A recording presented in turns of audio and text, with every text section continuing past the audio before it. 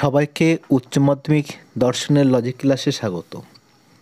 আজকের ক্লাসে আলোচনা করব 2024 সালে উচ্চ মাধ্যমিকের যে WBHS এর টেস্ট পেপার বেরিয়েছে সেই টেস্ট পেপারে দর্শনের পেজ নাম্বার G8 পেজের যে লজিকগুলি আছে সেগুলি সমাধান করব।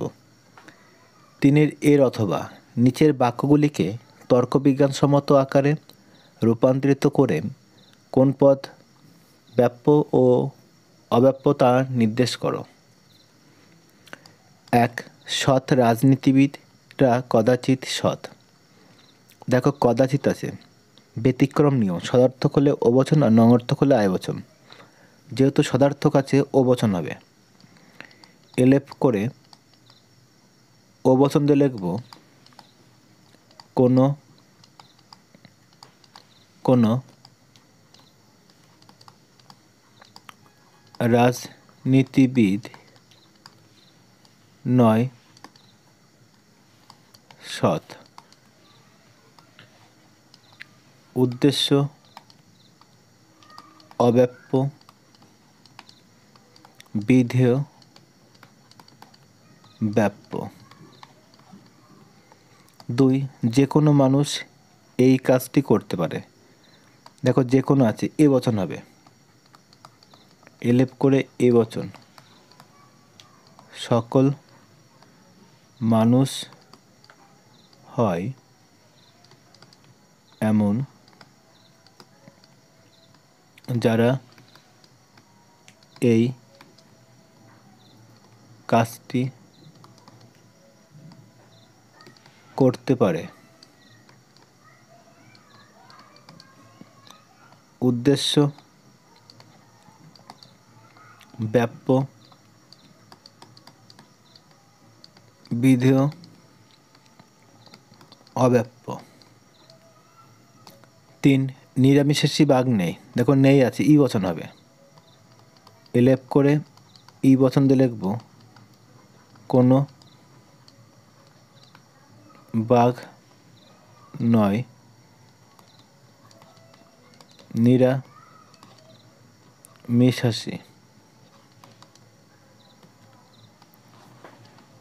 উদ্দেশ্য ব্যাপ্য, বিধেয় ব্যাপ্য। 4. কিছু প্রভাবশালী ব্যক্তি অসাধু। দেখো কিছু আছে আর সদার্থক আছে আয় বচন হবে, এলেপ করে আয় বচন দিয়ে লিখব কোনো কোনো প্রভাবশালী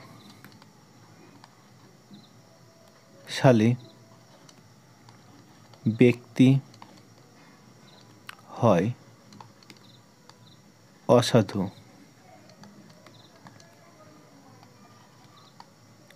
উদ্দেশ্য অব্যাপ্য, বিধেয় অব্যাপ্য। বীর অথবা আবর্তন ও বিবর্তন করো। 1. দয়ালু চিকিৎসক আছেন, আয় বচন হবে, কারণ সব চিকিৎসক দয়ালু হয় না। তাহলে আয় বচন দিয়ে লিখব কোনো কোনো চিকিৎসক হয় দয়ালু। দেখো এর পাশে আমরা কিছু লিখব না, কারণ এই বচনটাকে একবার আবর্তন করব আবার বচনটাকে বিবর্তন করব। তাহলে প্রথমে আবর্তন করব, তাহলে আয় থাকলে আবর্তন করলে আয় বচন হবে, আর আবর্তনে কি উদ্দেশ্য বিধেয় চেঞ্জ হয়। তাহলে কোনো কোনো দয়ালু ব্যক্তি হয় চিকিৎসক। পাশে লিখব আবর্তিত। দেখো এবার বচনটাকে বিবর্তন করব, তাহলে বচন আছে আয় বচন, বিবর্তন করলে ও বচন হবে। তাহলে অতএব চিহ্ন দিয়ে এলেপ করে ও বচন দিয়ে লিখব কোনো কোনো। দেখো বিবর্তনের উদ্দেশ্য এক হবে, তাহলে চিকিৎসক গুণের পরিবর্তন হবে, নয় বিধেয় পদের আগে অ বসবে, দয়ালু। পাশে লিখব বিবর্তিত। 2, কোনো বস্তু যুগপদ সাদা ও কালো নয়। দেখো কোনো আর নয় আছে, ই বচন হবে। এলেপ করে ই বচন দিয়ে লিখব কোনো সাদা বস্তু নয় কালো। তাহলে প্রথমে আবর্তন করব, ই থাকলে আবর্তন করলে ই বচন হবে। অতএব চিহ্ন দিয়ে এলেপ করে ই বচন দিয়ে লিখব কোনো আবর্তনের উদ্দেশ্যবিধে চেঞ্জ হবে। তাহলে কালো বস্তু নয় সাদা। পাশে লিখব আবর্তিত। এবার বচনটাকে বিবর্তন করব, ই থাকলে বিবর্তন করলে এ বচন হবে। অতএব চিহ্ন দিয়ে এলেপ করে এই বচন দিয়ে লিখব সকল উদ্দেশ্যপদ এক হবে। তাহলে সাদা বস্তু গুণের পরিবর্তন হবে হয়, আর বিধেয় পদের আগে অ বসবে, তাহলে কালো। পাশে লিখব বিবর্তিত। 3, কেবলমাত্র শিক্ষিত ব্যক্তিরাই প্রগতিশীল। দেখো কেবলমাত্র আছে, এ বচন হবে, আর বচন করার সময় বাক্যের উদ্দেশ্য আর বিধেয় স্থান পরিবর্তন করবে। এলেপ করে এই বচন দিয়ে লিখব সকল। দেখো এই বাক্যে উদ্দেশ্য শিক্ষিত ব্যক্তি আর বিধেয় প্রগতিশীল, কিন্তু যখন বচন করবো তখন কি হবে, স্থান পরিবর্তন করবে। তাহলে প্রগতিশীল ব্যক্তি হয় শিক্ষিত। এবার বচনটাকে আবর্তন করব, তাহলে আবর্তন করলে এ থাকলে আই বচন হবে। অতএব চিহ্ন দিয়ে এলেপ করে আই বচন দিয়ে লিখব কোনো আবর্তনে কী হবে, উদ্দেশ্যবিধ স্থান পরিবর্তন করবে। তাহলে শিক্ষিত ব্যক্তি হয় প্রগতিশীল। পাশে লিখব ব্যক্তি, প্রগতিশীল ব্যক্তি, আর এর পাশে লিখব আমরা আবর্তিত। এবার বচনটাকে বিবর্তন করব, তাহলে বিবর্তন করলে এ থাকলে ই বচন হবে। তাহলে অতএব চিহ্ন দিয়ে এলেপ করে ই বচন দিয়ে লিখব কোনো উদ্দেশ্যপদ এক হবে। প্রগতিশীল ব্যক্তি গুণের পরিবর্তন হবে। দেখো হয় আছে কি নয়, আর বিধেয় পদের আগে অ বসবে, তাহলে শিক্ষিত। পাশে লিখব বিবর্তিত। 4, সবাই সাধু নয় যারা গির্জায় যায়। তাহলে দেখো এটা সবাই আছে আর নয় আছে, ও বচন হবে, আর উদ্দেশ্য হচ্ছে গির্জায় যাওয়া ব্যক্তি, আর বিধেয় সাধু। তাহলে এলেপ করে ও বচন দিয়ে লিখব কোনো গির্জায় যাওয়া ব্যক্তি হয় সাধু। তাহলে প্রথমে আবর্তন করব, আর আমরা জানি ও বচনে আবর্তন হয় না। তাহলে অতএব চিহ্ন দিয়ে লিখব ও বচনের আবর্তন সম্ভব নয়। বচনটাকে বিবর্তন করব, তাহলে বিবর্তন করলে ও থাকলে আই বচন হবে। তাহলে অতএব চিহ্ন দিয়ে এলেপ করে আই বচন দিয়ে লিখব কোনো দেখো উদ্দেশ্য এক হবে, তাহলে গির্জায় যাওয়া ব্যক্তি, দেখো গুণের পরিবর্তন হবে, তাহলে নয়, আর বিধেয় পদের আগে অ বসবে, তাহলে সাধু। পাশে লিখব বিবর্তিত। C, সি, নিম্নলিখিত যুক্তিগুলিকে আদর্শ আকারে রূপান্তরিত করে তাদের মূর্তি ও সংস্থান উল্লেখ করো এবং বৈধতা বিচার করো। 1. তিনি নিশ্চয়ই ভারতীয়, কেননা সকল ভারতীয়দের মতো তিনিও এই মত পোষণ করেন। তাহলে প্রথম কাজ সিদ্ধান্ত খুঁজে বের করা। সিদ্ধান্ত কোনটা? কেননার আগের বাক্য, তিনি নিশ্চয়ই ভারতীয়। তাহলে দুটো বাক্য ফাঁকা রেখে আমরা সিদ্ধান্ত লিখব অতএব চিহ্ন দিয়ে এলেপ করে। কী বচন হবে? এ বচন। তিনি হন ভারতীয়। দেখো আমরা দুটো পদ পেলাম, একটা পেলাম পক্ষপদ আর পেলাম সাধ্যপদ পি। এবার খুঁজব তিনি আর কোন বাক্যে আছে। দেখো সকল ভারতীয়দের মতো তিনিও এই মত পোষণ করেন। দেখো ভারতীয়রা এই মত পোষণ করে, আবার তিনিও এই মত পোষণ করেন। তাহলে আমরা অপদান আশ্রয় বাক্য লিখব এই বচন দিয়ে যে তিনি হন এই মত পোষণ করা ব্যক্তি। আর প্রধান আশ্রয় বাক্য হবে এ বচন যে সকল ভারতীয় হয়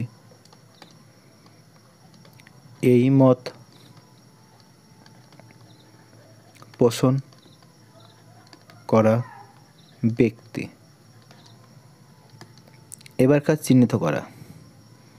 তিনি হচ্ছে পক্ষপদ এস, ভারতীয় সাধ্যপদ পি, এমত পোষণ করা এম, এমত পোষণ করা ব্যক্তি হচ্ছে এম। তাহলে এবার আমরা পরপর নিয়ম অনুসরণ করব। নিয়ম মানলে বৈধ হবে আর না মানলে অবৈধ হবে। তাহলে 1 নম্বর নিয়ম দেখব, দুটি আশ্রয় বাক্য নঙর্থক বচন হবে না। দেখো হয়নি, নিয়ম মেনেছে। 2 নম্বর নিয়ম দেখব যে দুটি আশ্রয় বাক্য বিশেষ বচন হবে না। দেখো বিশেষ বচন হয়নি, নিয়ম মেনেছে। 3 নম্বর নিয়ম দেখব যে প্রত্যেকটি ন্যায় 3টি পদ থাকবে, 3টি পদই আছে। 4 নম্বর নিয়ম দেখব যে হেতুপদকে দুটি আশ্রয় বাক্যে অন্তত একবার ব্যাপ্য হতে হবে। দেখো এ বচনের উদ্দেশ্যে ব্যাপ্য হয়, বিধেয় অব্যাপ্য।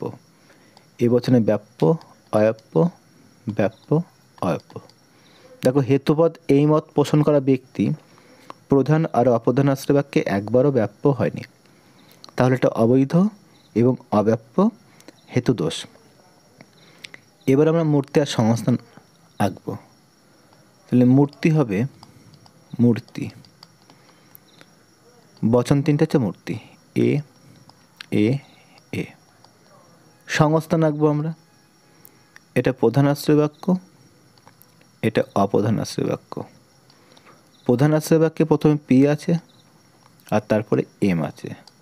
অপ্রধান আশ্রয় বাক্যে S R M, S R M. আমরা এম এম এ যোগ করব কোন সংস্থান? দ্বিতীয়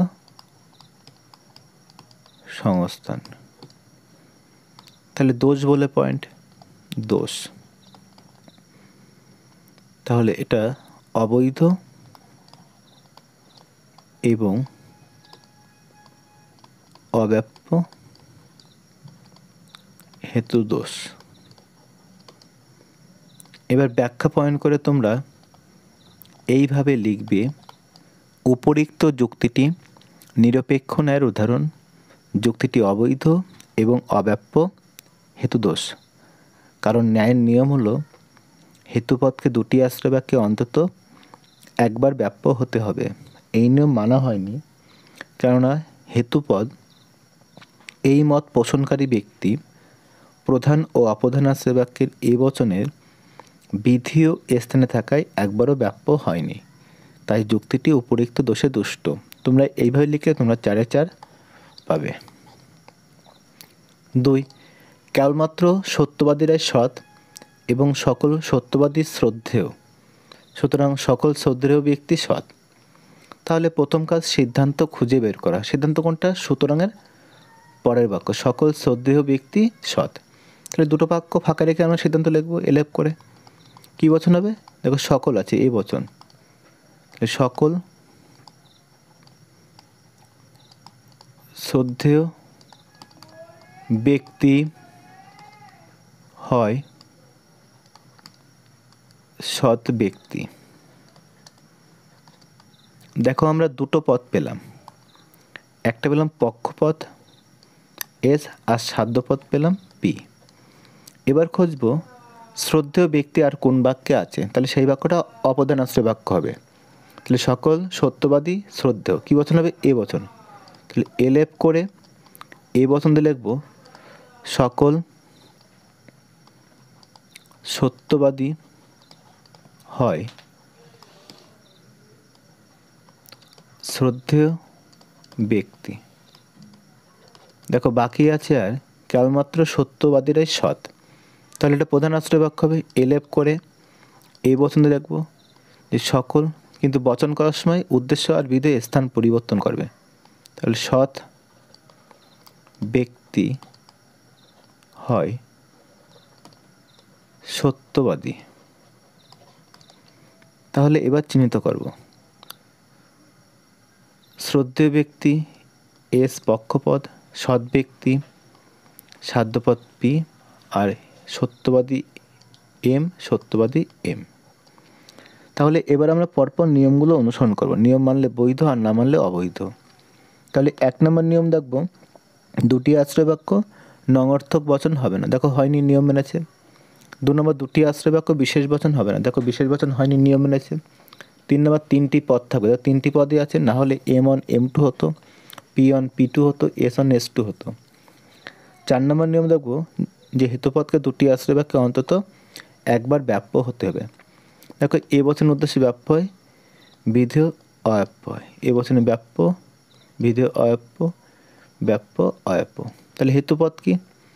দেখো সত্যবাদী, দেখো অপ্রধান আশ্রয় বাক্যে ব্যাপ্য হয়েছে, নিয়ম মেনেছে।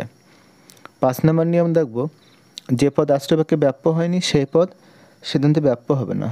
দেখো পক্ষপদ শ্রদ্ধেয় ব্যক্তি আশ্রয় বাক্যে ব্যাপ্য হয়নি কিন্তু সিদ্ধান্ত থেকে ব্যাপ্য হয়েছে। দেখো নিয়ম মানেনি। নিয়ম কী ছিল?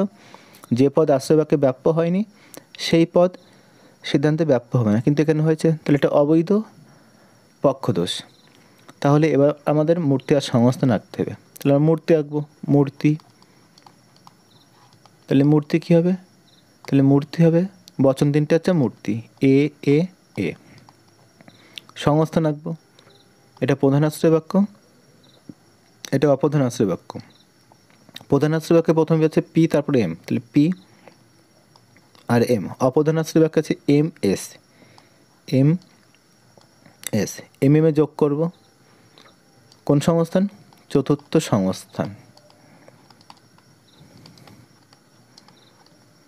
তাহলে এবার দোষ বলে পয়েন্ট লিখব, দোষ।